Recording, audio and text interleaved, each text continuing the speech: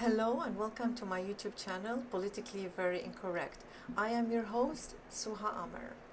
In today's episode, we are going to discuss the recent massacres that targeted the Druze minority in Syria at the hands of Golani's militias and the hidden agendas that are being prepared for the Middle East by the foreign key players in the region. For those who are not familiar with the Druze faith, which I proudly belong to, here's a brief historical intro. The Druze is a small Middle Eastern religious sect founded on a cluster of philosophical beliefs that range from the Abrahamic religions, specifically Ismaili Shiite Islam.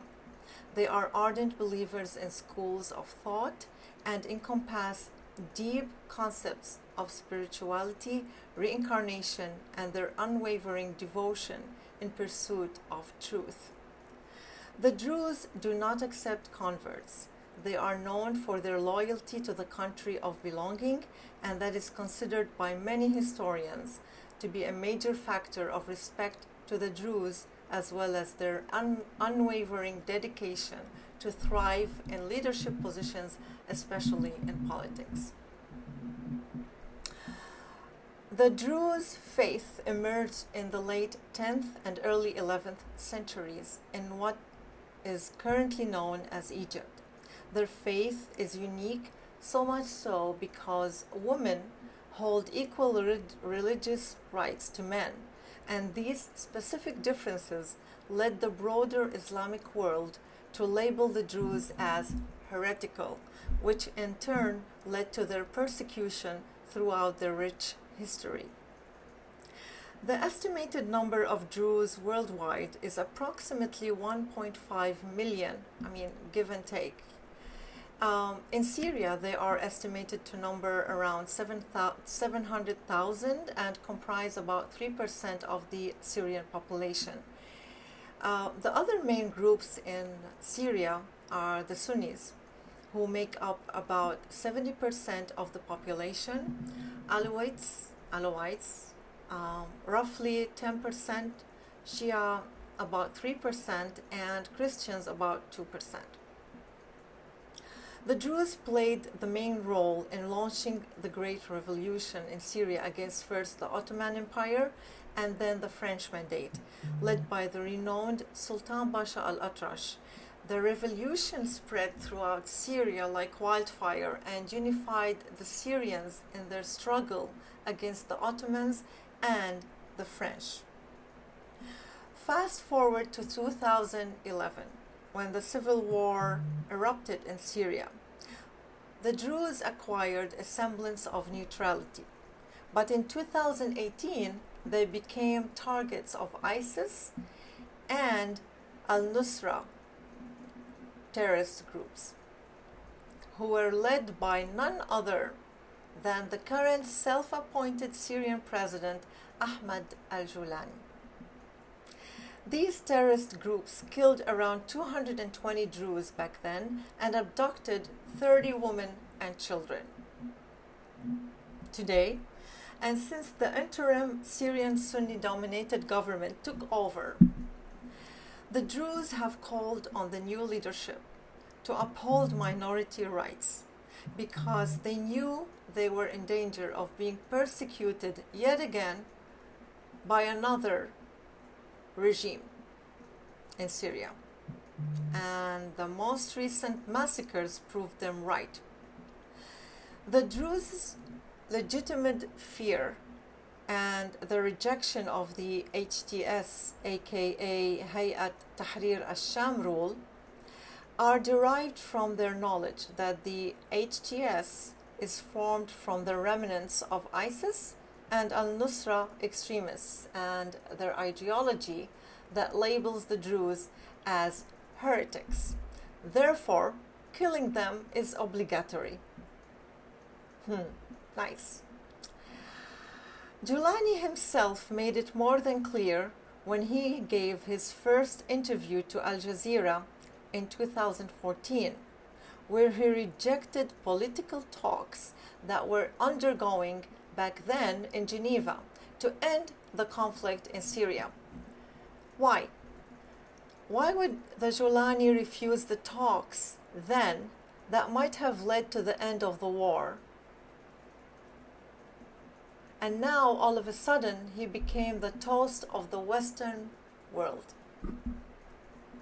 In his interview with Al Jazeera, the same interview, Golani emphasized the following, and I quote, "My goal is to see Syria ruled under Islamic law, where there was no room for the country's Alawites, Shiite, Druze, and Christian minorities."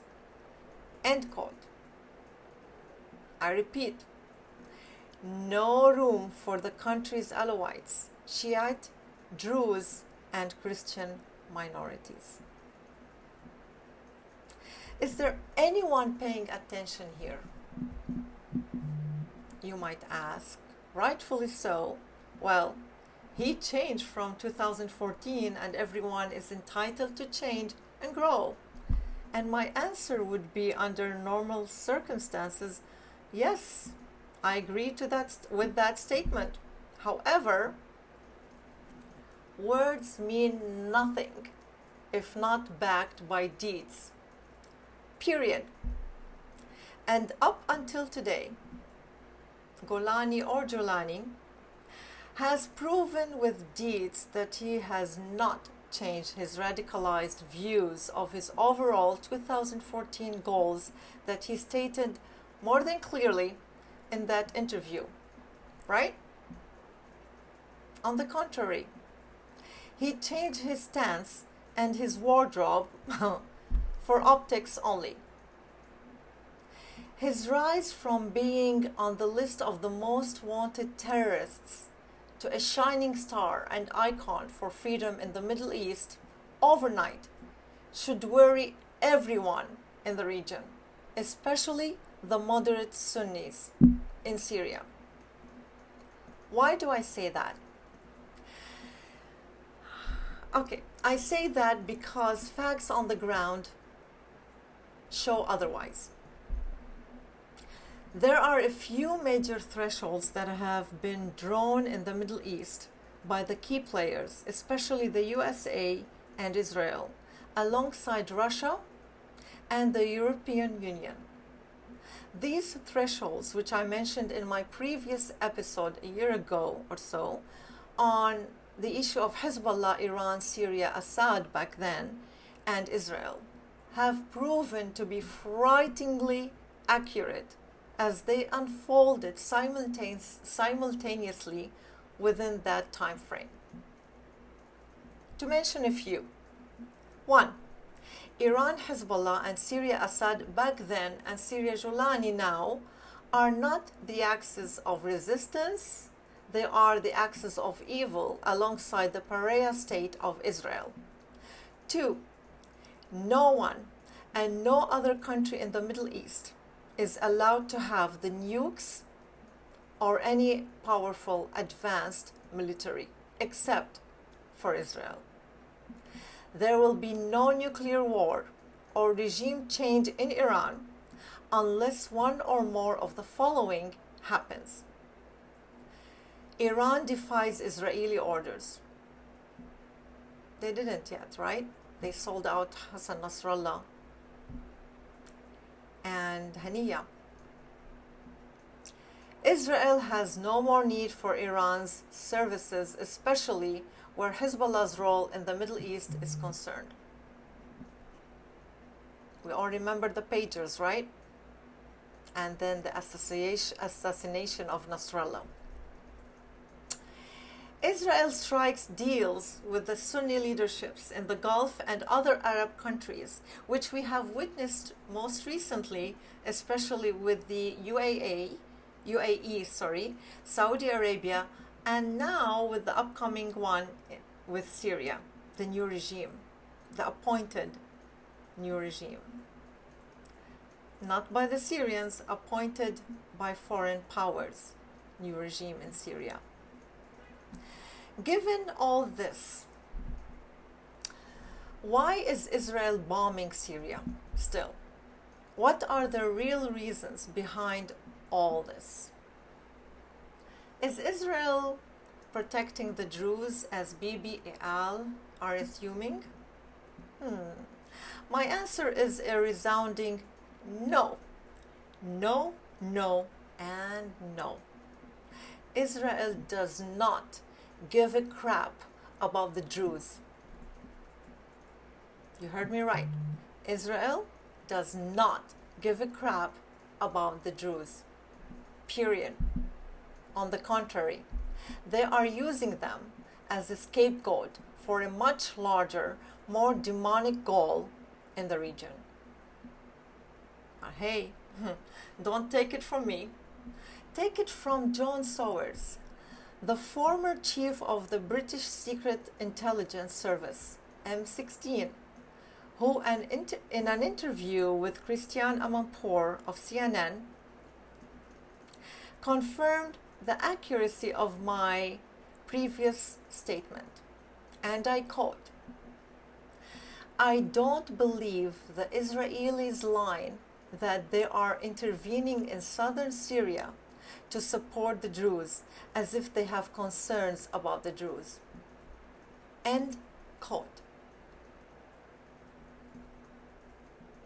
Did you hear that, my fellow Druze worldwide, especially those in Syria and Israel? Are you taking notes that you are being used as scapegoats, as an excuse to make it easier for Israel to annex the whole of the Golan Heights? Israel was never the hero to save the damsel in distress. How can it, when it's the main villain in this ongoing horror story? As for the Sunnis, especially those who consider themselves moderate Sunnis, do you see the bigger picture yet? Those of you who are allowing a pro-Israeli agent to be the president in your country, when everyone knows that he's leading those terrorists who backstab the Druze in southern Syria,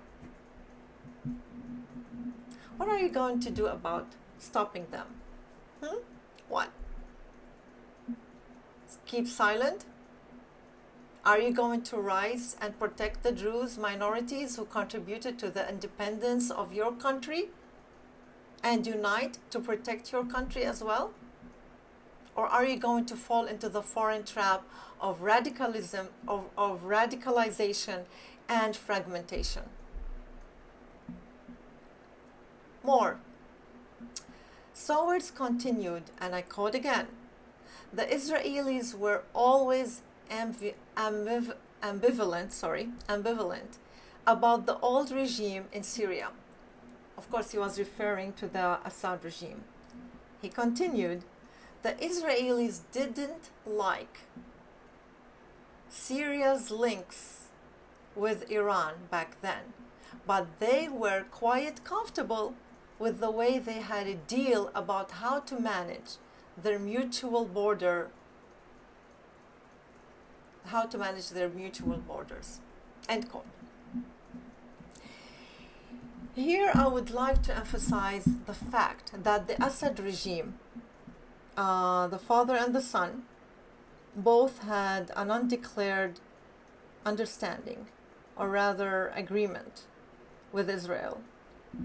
Ever since the latter annexed parts of the Golan Heights in 1967. That agreement states that the Assads would prevent any military actions against Israel, even in the form of resistance. And true to their word, they didn't. However, when the US gave the ultimate hand to the Syrian regime to occupy the sovereign state of neighboring Lebanon for 3 freaking decades, Syria empowered Iran-backed Hezbollah militias and took Lebanon with its entire population as hostages whenever they had conflicts of interest with both the US and Israel. And for 3 hellish decades, the Assads with Iran made sure to weaken the Lebanese government, especially the Lebanese army.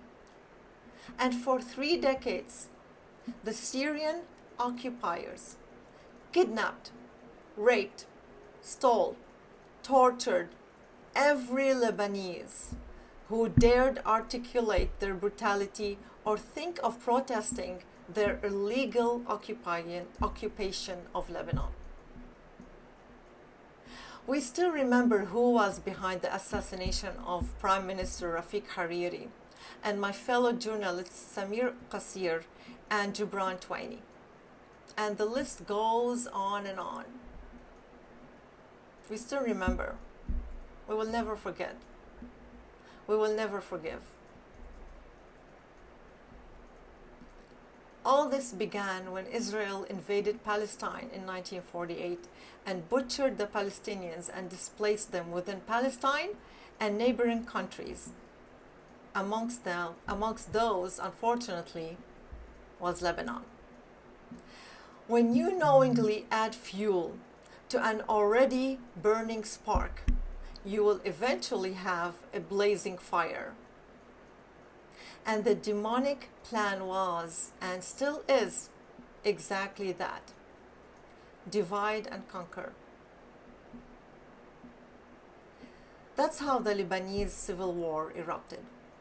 And this is the furthest I'm going into at this point regarding Lebanon's civil war, except for giving my audience a peek of what I witnessed on a personal level: the Syrian and later on the Israeli occupation, what they used to do in Beirut.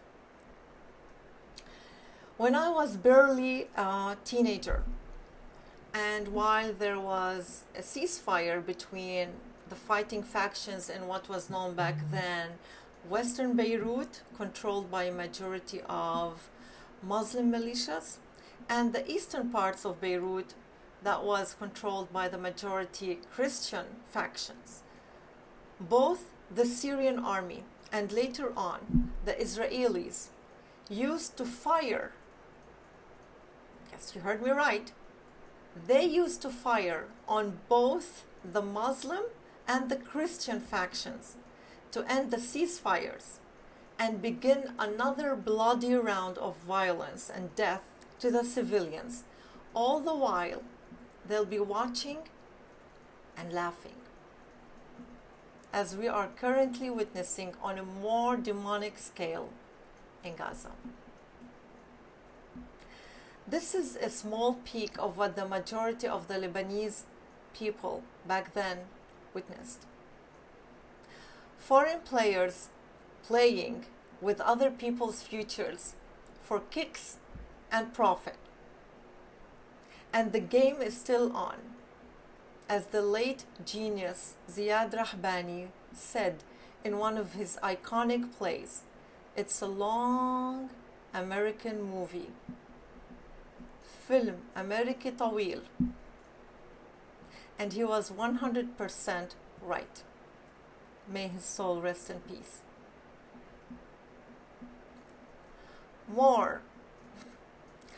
On July 4th, 2025, the New Arab News outlet published an article titled, "Is Syria demanding Tripoli and parts of Lebanon in exchange for peace with Israel?" Just a minute.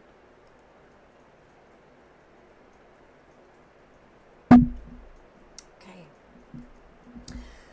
This article referenced Israeli media I-24 News as saying, and I quote, "One of the scenarios being discussed as part of a potential peace agreement between Syria and Israel involves Syria annexing parts of Lebanon in exchange for relinquishing part of the occupied Golan Heights to Israel." How interesting. Okay, the reports which claim that two proposals are currently on the table say that Syria would annex the northern Lebanese city of Tripoli along with other areas in northern Lebanon and the Bekaa Valley. According to these accounts, the Syrian government is demanding the return of one-third of the Golan Heights territory that Israel occupied before the 1974 disengagement agreement. According to I-24 News, a source close to Syrian President Ahmad al-Sharia, also known as Jolani, quote, "The return of parts of the Golan Heights is critical for domestic public opinion to support such a step." The source, he's afraid of the Syrian people reaction. The source added that Israel must return one-third of the territory it captured before 1974, stating, quote, "There is no such thing as peace for free." Wow. Two settlement scenarios are reportedly under discussion. In the first, Israel would annex one-third of the Golan Heights, return one-third to Syria, and lease the remaining third from Damascus for 25 years. What the? Lease? What? Oh my God. Oh my God.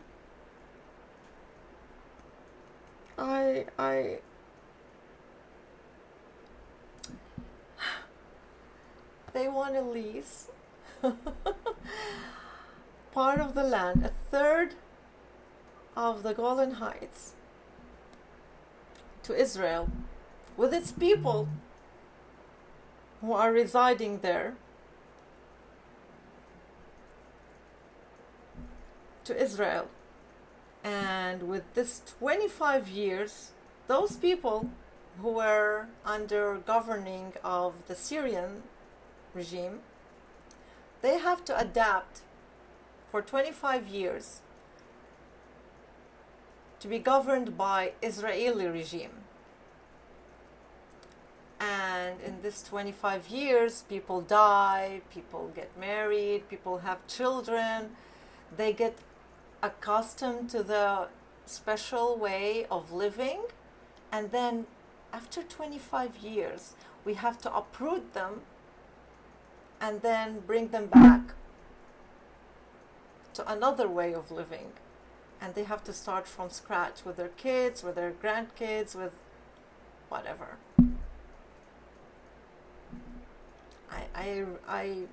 I cannot believe this is really happening.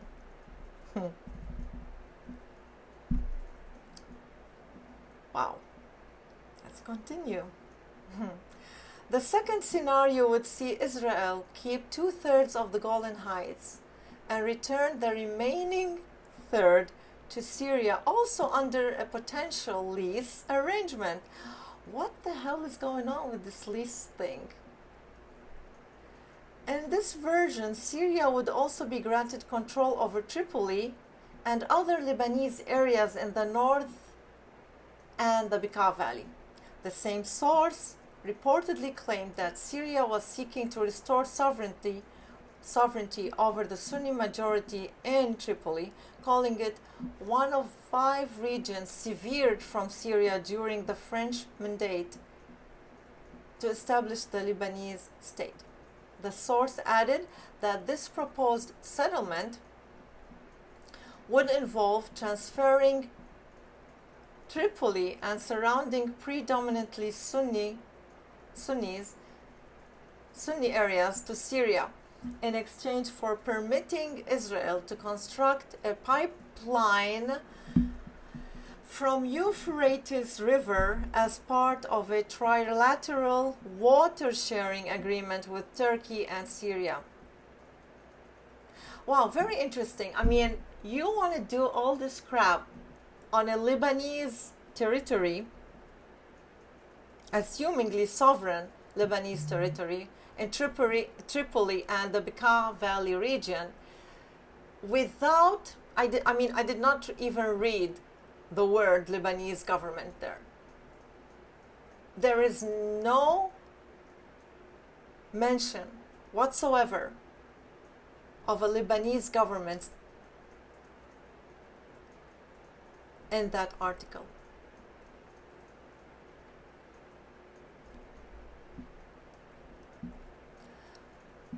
The source also claimed that President Ahmad al-Sharia had shown unprecedented openness and had open direct communication channels with Israel for security and military coordination in southern Syria.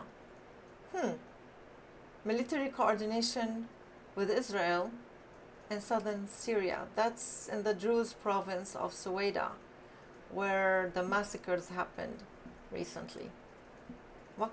I wonder what kind of military and security coordination they plan to do there. Are they gonna move the Druze from Sweida because of that pipeline?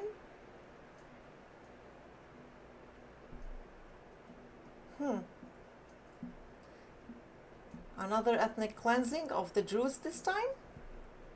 We'll see. He added that reclaiming parts of the occupied Golan Heights, along with other Syrian territories seized by Israel after the fall of former President Bashar al-Assad, was essential for winning domestic support for any peace agreement. Without it, he warned, al-Sharia could face serious internal resistance. Wow, mind-blowing article. I will, by the way, I will provide all citations that I can provide in the description box below at the end of this episode. I tell you guys, really, Lebanon has the worst neighbors in the world. That's for damn sure, really. It's like moving from one nightmare to another for the Lebanese population. Everyone wants a piece of the cheese, a bite of the cheese, and to hell with the Lebanese people and what they want. Seriously. I mean, this is really unbelievable. Unbelievable. They are playing with people's lives without having the courtesy of asking these people whether they are okay with it or not. Do they agree with the agreements or what's being planned or not?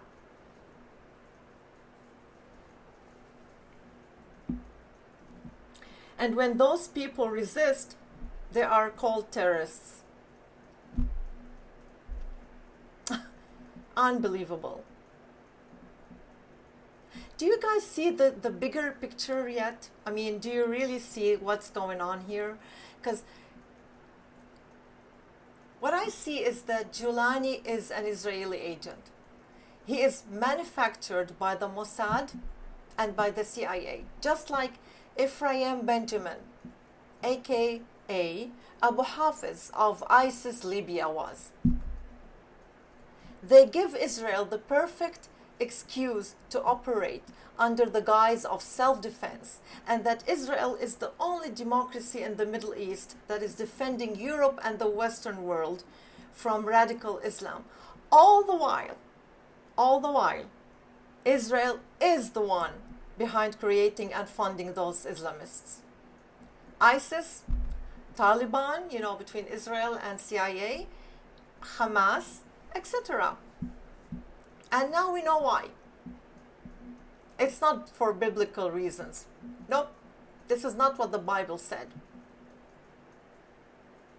Because the real Bible does not include any of those allegations. That's why the Zionist Cyrus Scofield forged the Bible and authored the Scofield Reference Bible in 1909. Because how else would you brainwash America's evangelicals into Israel's submission? Right? That's how. Oh, and by the way, everything that I'm mentioning here for you is out there. It's in the open. But no one cares. No one wants to do their job. The mainstream media is compromised for a reason. To hide the truth from us Americans. Because truth is their enemy. And knowledge is their demise. And to top all this crap, Mr. Genius Trump sent his envoy, Tom Barak, to give the Lebanese government an ultimatum. A very beautiful ultimatum, mind you. Very beautiful ultimatum. To either finish off what remains of Hezbollah, or, and I quote, we will be unleashing Israel's hand in Lebanon. Wow. Well, please, okay. All right. Can someone please tell us how the hell is Lebanon supposed to do that? When the US has been withholding any significant military aid to the Lebanese army for decades to appease Israel's demands, and all the while turning a blind eye to Iran's weaponizing Hezbollah for decades to weaken the Lebanese state. Also, let's pretend for a second here that Lebanon does have the means to do just that. Do you have any clue at what expense would it be? Or could it be the ultimate goal eventually? To either launch another freaking civil war in Lebanon, because who gives a damn about the Lebanese civilians that are going to pay the highest price yet again in a filthy game of power and greed in the region? Or perhaps the goal is to divide Lebanon and steal its natural resources, since we have right now, millions of cubic natural gas. It's verified.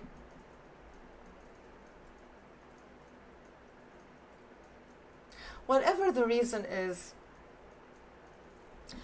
no one has the right to play God and decide the future of a whole population for them. No one. Especially if that would lead to death and destruction. We have had enough in Lebanon. We did our share for 40 years. We need to live in peace. We need everyone to leave us alone.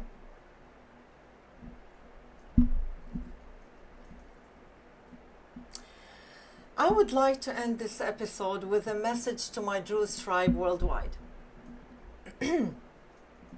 Start mobilizing, protest, call your representatives, demand protection for the Druze in Syria and everywhere they are being prosecuted. The time for action is now. As for my message to the Sunni Syrians, it's a shame really to witness the silence or the attacks on the Druze and calling them traitors and cooperating with Israel, while at the same time you are witnessing the ugliest of massacres against them by radical Islamists that are headed by an equally radical president. This is not the way to treat those who took the initiative to guarantee Syria's independence. I call upon all the Sunni Muslims to stand up against the radicals and remember what the Druze legend Sultan Pasha Al-Atrash accomplished for Syria. He shunned the allure of power, authority, and position that the French offered back in the day, and instead was deeply committed to the national unity of Syria. Under his leadership, Sweida, who is being attacked today, became the first focal point of a larger national movement as the Druze Revolution, and then became, as the Syria-wise news outlet referred to in one of its articles, a springboard for a broader Syrian revolution. Do not waste this opportunity to unite against what's being planned for your country by foul players. Wow. I mean, really, it looks like every day there's something new and shocking than the day before.